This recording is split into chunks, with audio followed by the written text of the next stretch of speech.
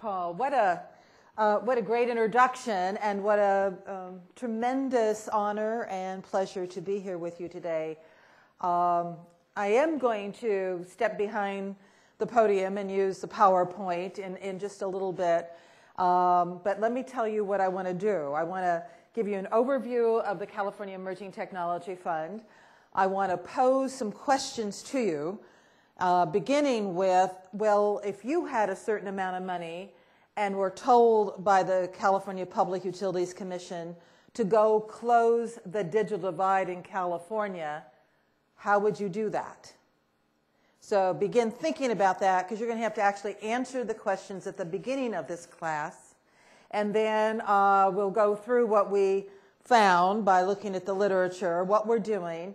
And consider yourself all tasked with being peer review here for us, because being here with CITRIS and at this campus and with the sister campuses involved in information technology research to benefit society, I don't want to miss this opportunity to tap into the brain trust that has been assembled. So, as you can see, the logo we have up here and the graphic is of the state of California, which is a big state.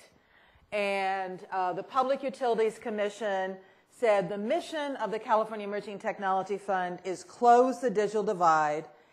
And we added, because we think they meant it, also make sure California is a global leader in the deployment and adoption of broadband.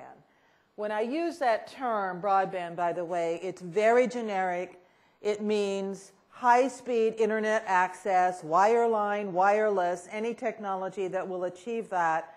And actually also, when we were established, the FCC had a definition of broadband which was 200 kilobits in one direction, and if it was in both directions, they call it advanced communication services. They've now abandoned that. But we talk in terms of what's practical for consumer applications, how much speed is needed for consumer applications. Having said that, here's a little bit of the history.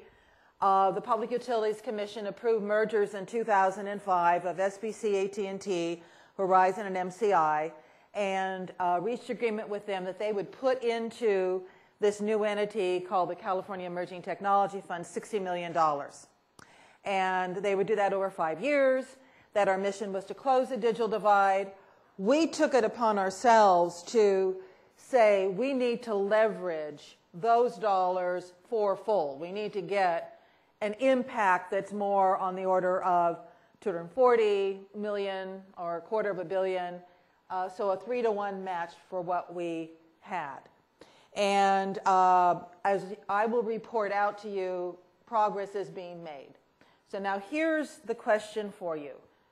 If you've got $60 million and you even have a goal of highly leveraging that, how do you close the digital divide in California? Now, somebody's going to have an answer. What is your answer?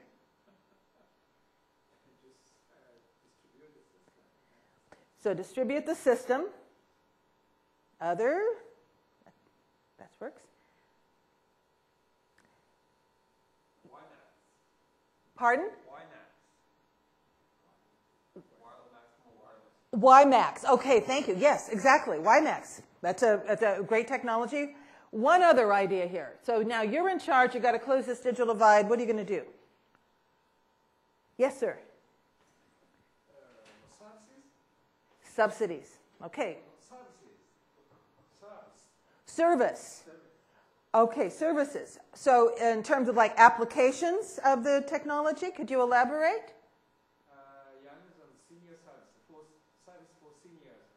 Services for seniors, a population that needs to adopt it. Okay, good. So keep in mind this question, and it's your job. You're in charge. You got $60 million, and you're now going to close the digital divide. So distribute the system. Use technology like WiMAX that can get maybe 30 miles. Do services to target populations. That's a pretty good answer. What we did is to actually do literature search and figure out how we could best harness the money and what worked and what didn't work. So, but I put this graphic up because Paul and I have had the opportunity to be in some think situations, some conferences about how does California prosper. And I wanted to give context to broadband. I think it's important. It's the mission I'm on. But the question really is, how does California compete globally? How does our state actually attract capital investment and generate jobs? And I start with this larger context in order to get to the answer on closing the digital divide. And this came out of when I served in the governor's administration, going with my cabinet members and listening to Californians, 17 different economic vitality conversations, talking to all the economists that looked at the state, economists that actually focused on regions, and this is a graphic that they could sort of relate to. And let me say also, California is not likely to be the place where it's the cheapest to do business. It is most likely today that you could always go somewhere else in the world and it would be cheaper to set up shop. So we compete by adding value. It's a value proposition. And I explain it sort of in my simple farm girl way that assume you have $5 and you can invest that and get double your return. Or if you have $10 and can invest it and get triple your return, if you have the $10, you'll invest that because you'll get 30 back, not just 10. And in California, there are ways in which we make it or can make it much more attractive for anybody to invest here if they can pay for the entry price of doing business as we want to. Our bedrock of competitiveness is our research base. And we used to take a lot of this for granted. We're sitting right here in the university. CITRIS is a strategy of collaboration. But this is where actually other countries are beginning to rival our competitiveness. Research gives way to competitive advantage industries. We want to focus on where we've got strength. We need infrastructure that works, including education. And here's where you'll see just a little bit about broadband. It's part of 21st century infrastructure. Many people will talk about this building block, how efficient is the business climate? Do we have too much regulations? And that's important, but it is actually secondary to all of those first three. And then we need a governance structure that actually makes our democracy efficient and can speed up decision making instead of slowing it down. So this is an example of a construct. And Paul and I also have had a lot of discussions, you can have these graphics, about the values we also need to bring to this, which is we want to pursue simultaneously a prosperous economy, a quality environment, and community equity. That we actually lift up people as we're growing the economy, and we want to be green as we grow our economy. All of these strategies are sort of what we came up with in the cabinet in which I served as the essential activities that were needed for California to be competitive. And while I'm talking about technology, I will say, rarely do I see any challenge on the horizon where technology is the silver bullet. Sometimes there can be a breakthrough. But today, it is actually part of the silver buckshot. That is, it's part of usually a critical mass of activity that will get us a much more productive, efficient solution to all the problems that we're faced with. So we are absolutely, this is sort of our values and commitments. Dedicated to closing the digital divide, focused on that as an outcome, transparent, we listen, we try to get a high return on investment, and we report regularly to the public. When I was in the conference room for CITRIS today, just waiting before we gathered, I saw on the whiteboard you had sort of a process of defining success and putting metrics to it, Paul. A culture of let's focus on what we're trying to achieve, say what success is, and measure it. So for us, when we said, what does it mean to close the digital divide in California? The digital divide is sort of described as you've got a lot of people, if they're highly educated, higher income, and English speaking, they're more than 90% online, have high-speed access, are digitally literate, have computing devices. If you are lower income, non-educated, non-English speaking, when we started with our first measurement, 33% of low-income families only were online, and 34% of Latino families, and 36% of people with disabilities. When you've got a gap of 50 percentage points between the haves and the have-nots, that's a divide. And that has huge implications for the equity in a society, let alone the economic competitiveness of our state. So we said, because even if this is not exactly perfect, it helps to know what are we shooting for. Because if we don't know where we're going, any road will get us there. So we said, okay, we've got deployment, distribute the network. Let's get to 98% of all households by 2017. Now we've got adoption. How do we get Californians to use the technology, to know how to use a computing device, to connect to the internet, have the value of high-speed internet navigation, and let's get everybody to 80%. Mathematically in California, you cannot do that unless every region and every interest group basically is at 70%. So have no more than a 10%, if you will, variation, so that closes the divide substantially. You will see that embedded in here is a robust telehealth network, all tribal lands connected, that we have universal design, increased accessibility for people with disabilities, and we discover that when companies design for people with disabilities, it helps all the rest of us, and as we age, most of us are stumbling into a lot of other disabilities that we hadn't anticipated. And then California needs to be a global leader in terms of speed. We are not. We are ranked these days about 10th in the world, and the US is about 15th. And in terms of speed, it's a functional definition.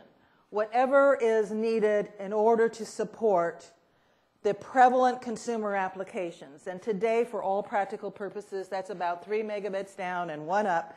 And as more and more content generation happens, then we'll look at the need for higher speed upload. In addition to that, what's really going to change the demand on this is telemedicine. Because you need visual acuity. You've got to be able to send images. And that will increase the demand on the speed of the network, on the backhaul, on the backbone of the system exponentially. So that's our definition of success in our metrics. I will just tell you that California is a big state, and the people who are not online is like having 5 other states inside our boundaries. So just to focus in on the issue of getting to the 98% of the households in California, well, that's only about 5% of our population. It's equivalent to the size in population of the state of Maine. But it is spread out over 44,000 square miles of inhabited area. That's Kentucky. So we've got Kentucky inside California. Our non-users, non-adopter, resident in urban areas is like having Illinois. The number of people with disabilities not online was like having New Mexico, and California has more Native Americans than any other state. So the number of Native Americans in California, largely not online, is like having Alaska inside our boundaries. These are 2011, 10, 11. These are actually 2009, and we're updating them, Paul. So the newest version will have different states, but I like these states, and it was in the deck. And we do track the change. Here's what we came up with in terms of a strategy to use $60 million when we had to answer the question I posed to you. And that is, even though $60 million is a lot, we can't do it on our own. We have to actually leverage leadership. We go through regional organizations, community-based organizations. We do a lot of grant making. I have in the back is our annual report. You can see we have some 65 grant partners, but grant making is only a piece of it. It's an important piece because we do need to work through those trusted messengers and honest brokers, and we need to build the capacity of our CBOs. The public policy arena in which applications, uses of the technology that are relevant to people actually get infused in our policy is probably where we get the most traction. And we also knew we had to do a lot of public awareness, and I'll give you an update on that. We call that program Get Connected. There's also a brochure back there in English and in Spanish that helps people who are non-users, never had a computer before in their life, never used the internet, had the ability to navigate. How do they start? And we do it in 5 different languages. So this is probably the place in the country where we've got the most materials and collateral to help the non-users who are non-English speaking. It's one of the reasons that the federal government invested in CETF. And lastly, we've got to get to much more strategic alliances and partners, and that's what Paul and I hope comes out of today, that we have a new alignment with CITRIS, that we can figure out the brain power, the person power here. How do we actually close the digital divide? Let's go through each of these. So I'm going to start with civic leadership and just show you a map. Each of those colored groupings of counties are regional collaboratives that we work with, all of the stakeholders, the city and county officials. The circled ones are regional collaboratives in the urban areas, and each of those triangles is where we have actual grant partners on the ground. To get this far, had a huge effort up front to listen to people, to do a strategic plan, and to do investments. As a result, we front-loaded our effort, and today we have only about 10 of the 60 million not committed that we have available to actually invest. I just went through what we have.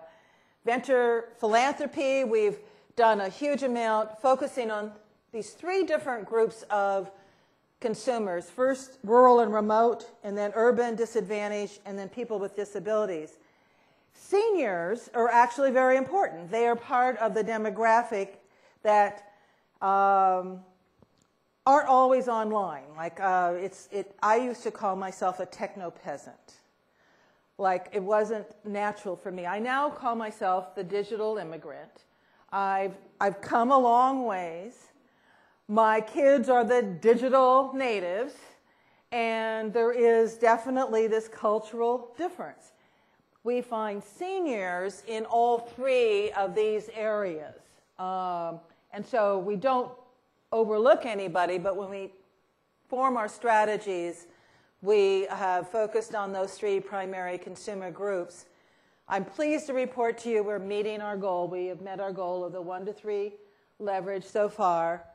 And the federal government put more money into the California Emerging Technology Fund for adoption in California than any other organization.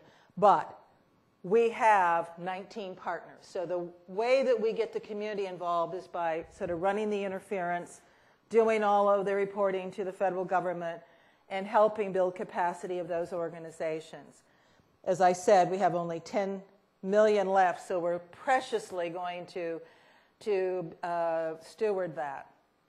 In terms of public policy initiatives, digital literacy was important.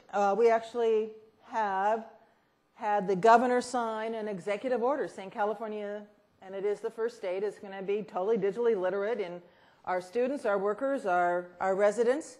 We have a huge effort around getting the technology into schools. We start with a effort on low-performing middle schools because that's where computing devices are important in terms of doing homework, and motor skills are sufficient.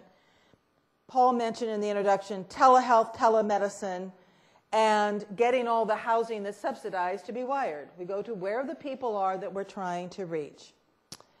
So I want to turn the whole discussion on telehealth over to Dr. Tom Nesbitt, who is actually a science advisor for CITRIS and the medical director for the California Telehealth Network. He's co-chair of the board of the California Telehealth Network, and Eric Brown, who's the executive director. We also have a policy advisor, Jeffrey Sinsheimer, who's here, but I refuse to be on the stage alone. So they need to come forward and talk about California Telehealth Network. You can, there's actually, this mic is on, or you can stand extra close to me. Okay. That's good. Well, I'll just say a couple of things about the California Telehealth Network, just in terms of history. I'll let Eric do sort of an update of where we are. The California Telehealth Network grew out of the FCC Rural Healthcare Pilot Program, which is it's a program that was there to try and develop large organizations, sort of organizing in states to manage a subsidy program for broadband. And when we got into it through the university, Sunne was involved from the very, very beginning of this. And I have to say that, as you can, I think you already can see, Sunne doesn't think small. And we said, well, we're gonna do this program, and we sort of thought we were being very grandiose, saying we're going to do 300 sites because that's the most anybody had ever thought of. Sunne said, oh no, we're going to do way more sites than that. We're going to do the whole state. And I think that the California Emerging Technology Fund was not only critical in giving us the match, which this program requires a 15% match, but I think Sunne in particular was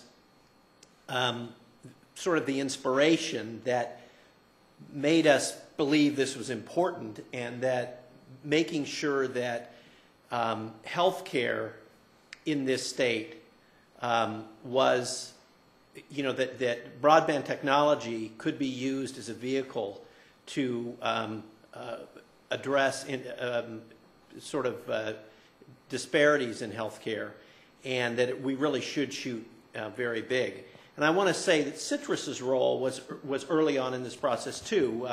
Ravi Numana, which some of you remember was here at CITRIS, helped and was chaired our technical advisory group that designed this network, which is quite a sophisticated network. But we also have envisioned this as a laboratory, and when it's all built out, when we have qualified 863 sites under the federal subsidy program, which is the most in the country of any single state.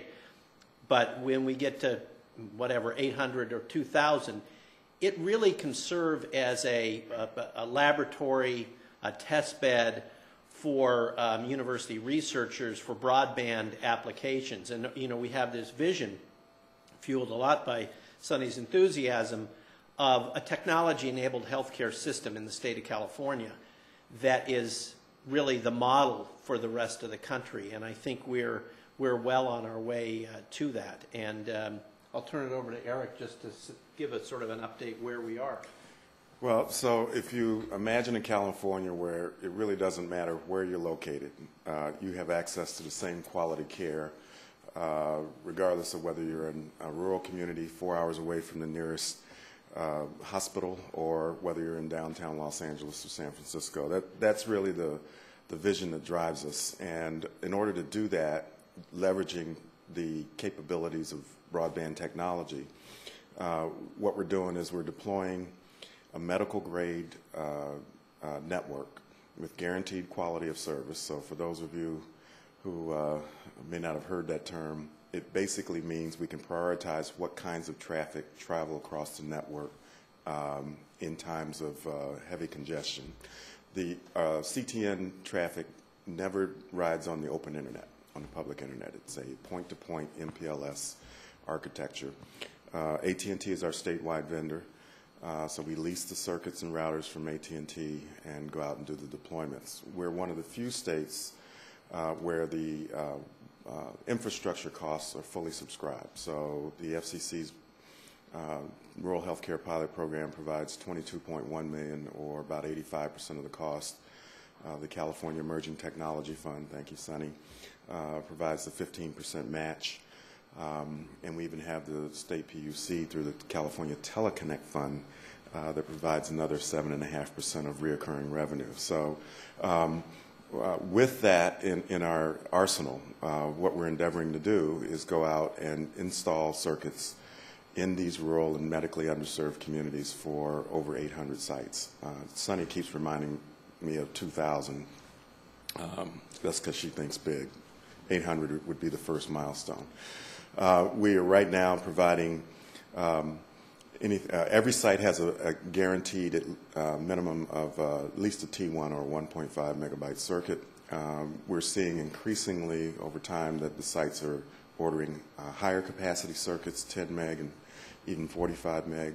We expect that to continue as the applications are determined that ride on the network become evident. And it's truly the type of change that will transform the delivery of care in the state of California. I maintain that this is not about broadband or connectivity. It is about the products and services that it enables you to deliver to folks that may not have had it previously. So with that, I'll turn it back over to Sunny. Excellent. Weren't they good? Give them a round of applause. And here's what I really want to underscore that you heard from Tom and Eric. The technology is a great enabler to challenges in society. These systems are complicated in and of themselves, and in order to get to real deployment and use of the technology, you've got to sort of work through all the problems that are pervasive. And it starts with leadership. Yes, we have a big vision. I'm very fortunate to have a board that shares my vision. So we are out here sort of pushing the envelope. But focusing on, if we don't have a big vision, we're not likely to be able to achieve all that is possible.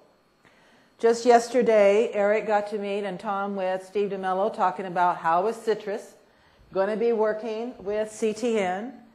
That's what we're about here, is figuring out how to take the research that goes on in these grand institutions and figure out the practical applications that make a difference in the lives of people.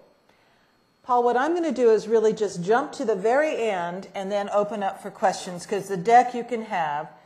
I want to just show you some people who take advantage of these public awareness. Look at those folks. These are folks that a year ago did not have a computer in their home, didn't have access to broadband. They come to fairs on Saturdays in parks in Southern California. They are so enthusiastic about how it transforms their life. We've got collateral that's available for free. You can put your own message on it in various languages, radio and television. Lots of news coverage. Counties that are signing on to saying, let's get connected. And we have to move in the area of strategic partnerships. Totally building out what we will do with our California Telehealth Network and getting into education.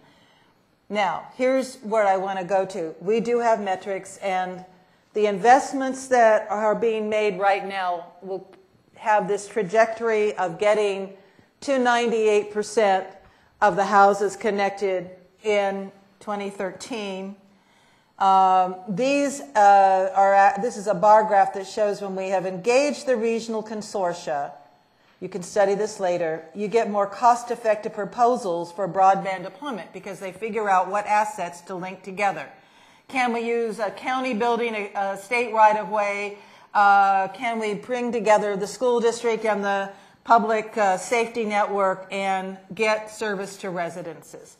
And when CETF's been involved, our regional consortia have been responsible for 97% of the households being connected, only 14% of the applications to the California Advanced Services Fund at the PUC.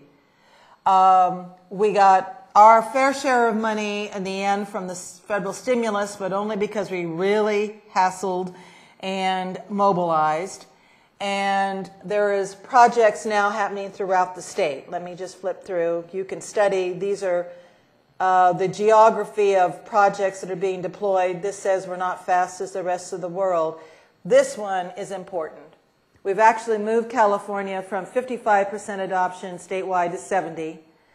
And most importantly, when we did our Get Connected program, we set a goal of 10 percentage points increase for low-income and Latino households in 2 years. We did an open competition, hired a firm to help us, and said, you get a bonus if you actually meet this.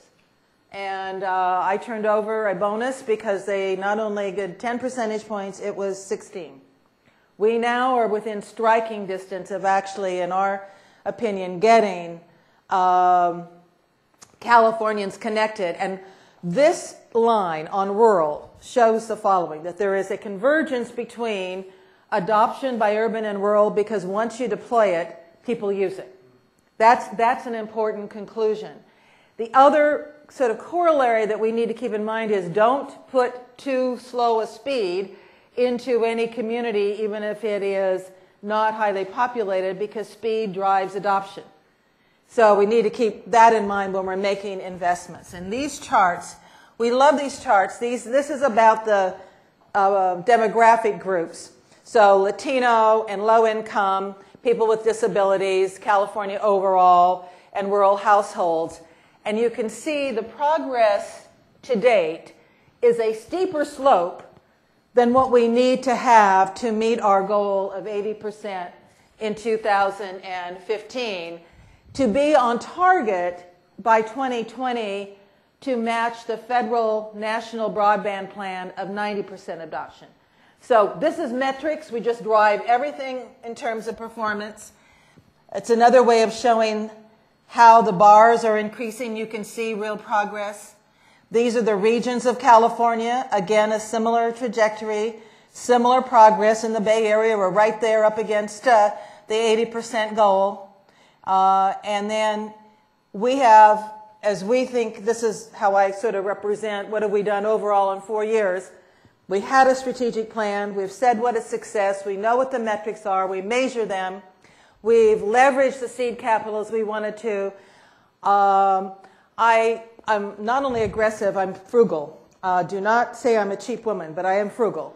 And we run all of this with about a 7% overhead, essentially. And so we're making progress, lots more to go. Joint venturing with CITRIS would be a huge advantage. And so I sort of, Steve challenged me to come up with it.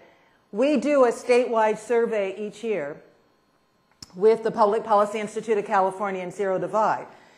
We're going to be drilling down on what causes people to adopt. Paul, I'd love to have the best questions. What is it that your research team needs to know that we can actually poll, survey Californians? You are already very involved in the California Telehealth Network.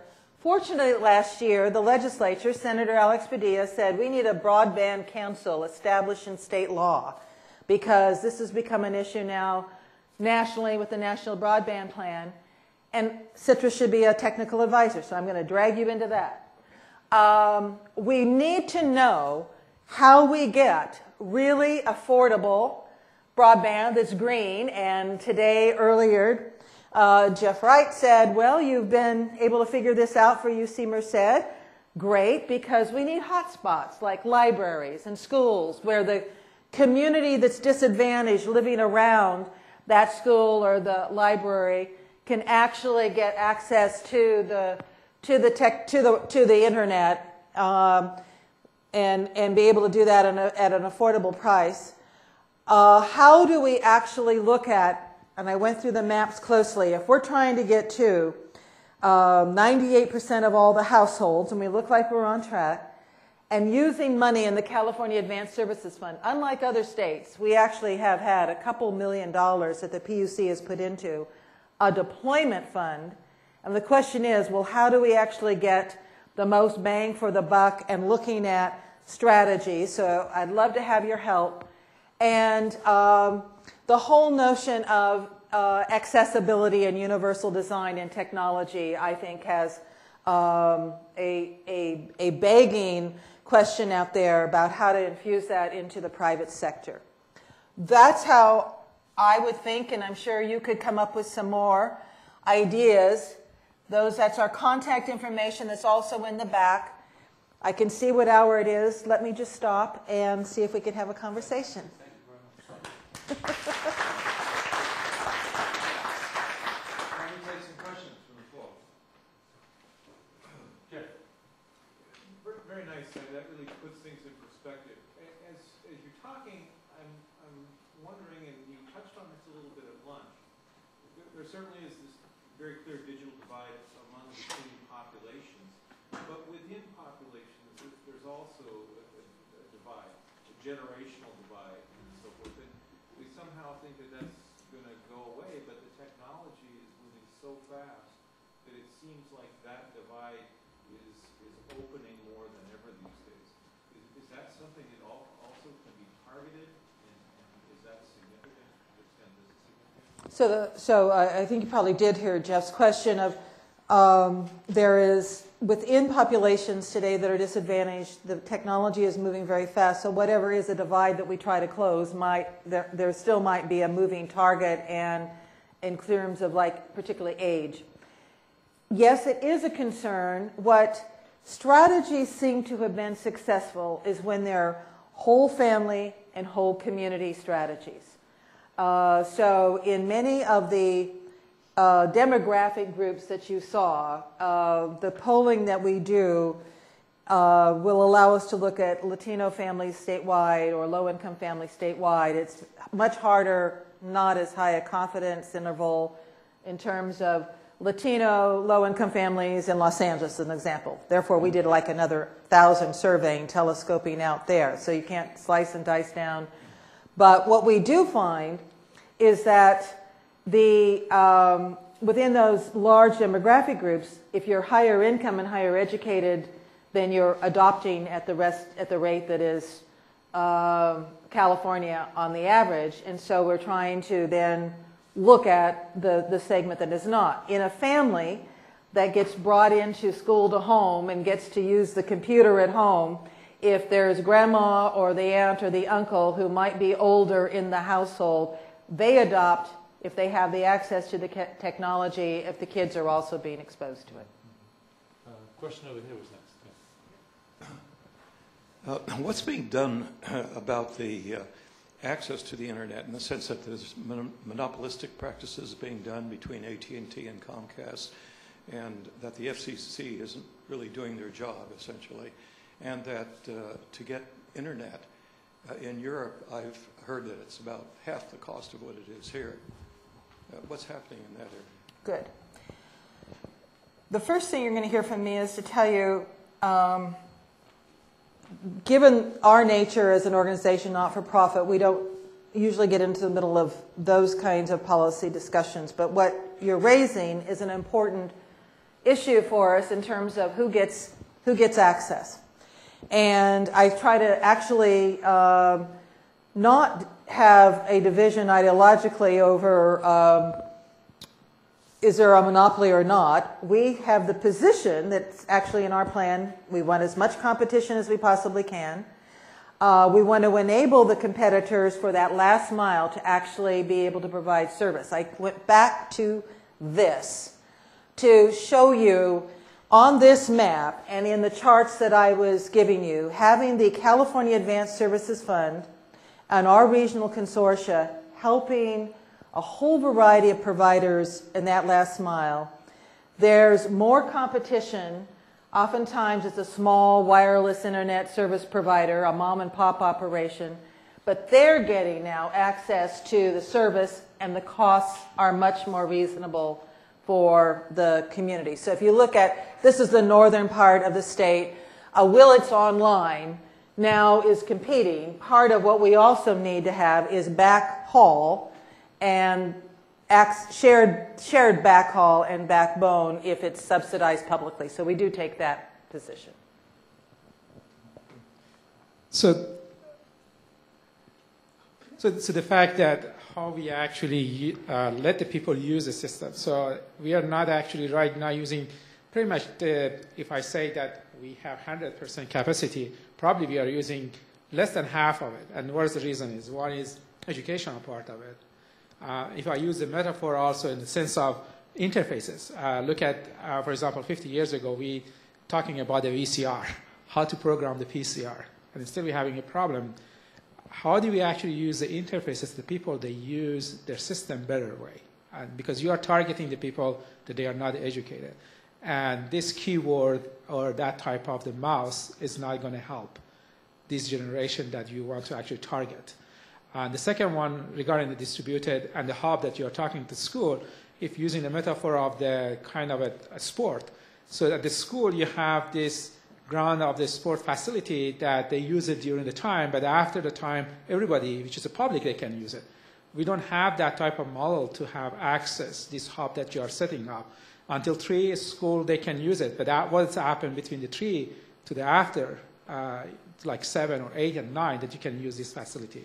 So I think these are the way that is faster you can train the people and also give them the accessibility. Until then, you invest on the infrastructure to increase the capacities. So, talking about the question about the use of the capacity of the networks today and the efficient utilization of resources. Okay, it's an interesting dilemma that the larger companies will always cite, that they have a lot of money in the ground already with take rates that are not where they want to be in order to invest more money. So the larger companies that can go to another state that may have unserved areas more populous than the rural areas of California tend not to focus on California and will have limited applications for extension. They might do, you see these small dots show where they were limited extensions into existing service areas as opposed to a large proposal by Native Americans to actually serve a territory that wouldn't otherwise be served. Part of our answer back is to continue the conversation with all the providers and to say, you guys can all debate yourselves in terms of policy. I've got to get everybody connected. And if you will help us get to, for example, all those students and their parents in those 539 low-performing middle schools, that's a lot of money left on the table right now of non-subscribers that if they were subscribing would help generate revenue, they would upgrade the system. So part of it is getting companies who've already made network investments to be partners in adoption. So that also holds in terms of telehealth. You know, that where we're pushing the envelope of not only point-to-point connection of facilities, but ultimately to be able to have the consumer, the patient, be monitored at home, have a much more facile connection. Companies that are broadband, companies that are healthcare, beginning to see that as a whole new arena. So that's one. Number two, let's take a look at the underutilization of facilities. So be they schools, because you can't use them after school or whatever. In every one of the challenges that I've seen, having a technology dimension, and particularly as we're using all these applications for for broadband, we can leverage the limited resources, be they facilities or people, much more efficiently. So having a volunteer corps that comes in after school of parents who will help with after school activities if we want to use the school site. Actually, we can train people, we can monitor better with technology. I want to give you another example that I was directly involved in, and that is the Department of Motor Vehicles. So when I started working for the state, I had a large agency that had the DMV as part of it. The Department of Motor Vehicles in 2003 had wait lines that were over an hour long. I mean, it was very, very challenging, and the governor did a rollback of the car tax. And so we had to figure out how to also inform people who had already gotten their bills. How do you calculate your new bill? So I didn't have to send out new ones, and to set the computer system that was, I kid you not, an IBM prototype that had never been commercialized, and only about 5 people in the state knew how to do it. And the DMV was 7,800 employees, public employees, very, very demoralized. I mean, they were the subject, the butt of late night talk show host jokes, you know. So what did I do? I brought them in and said, tell me what you know. They actually knew a lot because I started listening. We started with a workout plan, 2 meetings a day, then 1 meeting a day, then 1 meeting a week, and it was never less than 1 meeting a month of how do we get there. We also discovered that there was a interesting pattern of people who went online and wanted to do their transaction of renewing a license or a registration, but when they got about 2/3 through, they were told, oh, this is going to cost you additional $4. It was called a convenience fee. Well, 68% of the people who had started through that transaction online aborted because they were just ticked at the principle of having to pay an additional $4. Okay, so I looked at that, said to the administration 3 different times, we should remove this. The 4th communication was, if you do not tell me to keep it, I am removing it July 1st, 2004. We did it, 68% drop, immediate jump on online transactions. Today you can go onto the DMV website and you see that there is about a 15% increase in online transactions every year. In my 3 years working for the state, we avoided building 7 field offices. And what we just got from the DMV was the data on Spanish transactions. The non-English speaking population is using the technology. I only cite that as one example of how to get greater efficiency out of your tax dollars and your public facilities. And I know in this room you'd come up with many other examples. Good. Very good. Yes, sir. So thanks again for coming out and talk with us. I'm really enjoying your talk. So my name is Ryan. I'm a PhD student here in mechanical engineering, and I do a lot of work with Native American tribes on renewable energy systems. And to Dr. Wright's point, when we first started working with these tribes, we were really worried about this cross-generational issue in terms of accepting and understanding these technologies. But one of the biggest ways we address this is that we started working with the tribes from day one as equal partners. So instead of just throwing technology at any of them, we're like, so what are your actual needs? What are your big drivers behind this? And they worked with us to do the analysis and design work, and we were specifically able to design and target technologies that not only met the community's needs, but they actually are starting to adopt and utilize. So you'll see the youth starting to use it, the adults starting to use it, and them actually going on and teaching the elders. So I think that's one way you actually do it, really get them on the ground level and not dictate terms to them, but really step back and say, what are your concerns and needs? And along those other points, I mean, I'm really interested in seeing what current activities are you doing right now with Native American tribes, particularly on telehealth, because we're working with a lot of 3 tribes right now on an electric vehicle project to actually try to replace some of their internal combustion fuel engines with EV-powered vehicles to actually make a lot of trips. So I'm just curious, I mean, could you tell me more about what projects you're doing with a lot of Native American tribes, particularly with the Indian Health Services in Santa Rosa and Redwood Valley? Yep, I can. I'm also going to ask Tom and Eric to comment. What I also want to compliment you and Paul, Dr. Wright, in terms of the respect, the cultural respect, and a sincere partnership. That's the basis of actually working with any of the communities that need the service.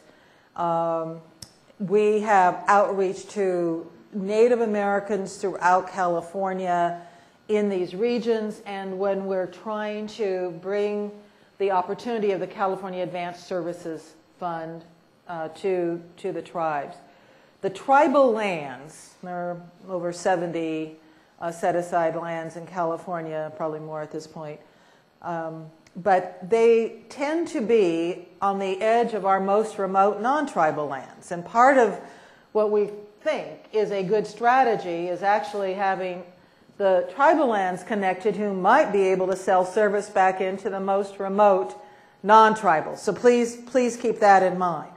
But part of also this notion, why you may have come in after I put a slide up in terms of success, we see that the telehealth network absolutely has to get to all the tribal lands.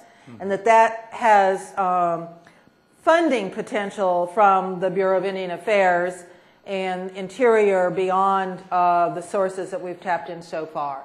So with that, Tom and Eric.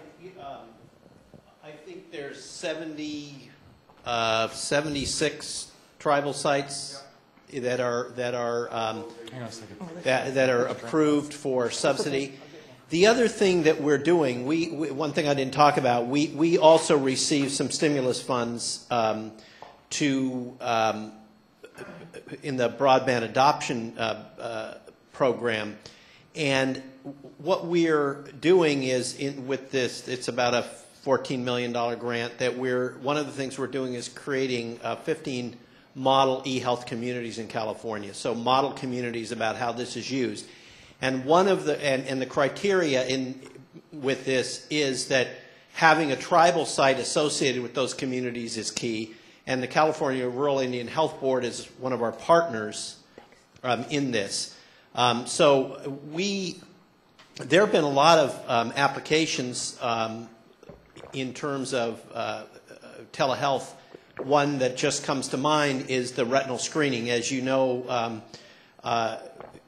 Native Americans have a higher incidence of diabetes, and screening rates for retinal screening was quite low. And actually, the School of Optometry here, along with several other people, have gotten together and through some funding through a number of organizations in California, developed this non-mydriatic retinal screening program where in some tribal sites it went from the sort of mid-30s getting annual screenings for their diabetics to in the mid-80s using telehealth applications. And so those are some of the things we're really looking at. But we are really targeting, as Sunne said, we want to get all the tribal sites, the healthcare anchor facilities on tribal lands connected to the California Telehealth Network. Ryan, you should be asking, let me impose upon you to be our partner and everybody you're interacting with, working on the grid, to ask, are you also looking at the California Telehealth Network? Is the health facility that either is on the tribal land or that in San Diego, for example, a number of tribes have this, there's the northern clinic and the southern clinic. We want every one of those facilities to be a part of CTN, so you just keep asking them and reminding them they need to sign up. And okay, good. And I'm so pleased that you came and you just got Eric's card. Thank you. You finish your degree and come help us. Tell my advisor, my dissertation committee, sign off. I'll work for you guys. Okay. Chris Agostino, Dan Kamen, you get those guys. Well, welcome. I think it's a wonderful point on this really kind of cordial challenge from Sunne. Please thank her again for really wonderful. Thank you. Thank you. And please join us for biscotti and water in the back of the auditorium, where I know some of the students and colleagues will definitely want to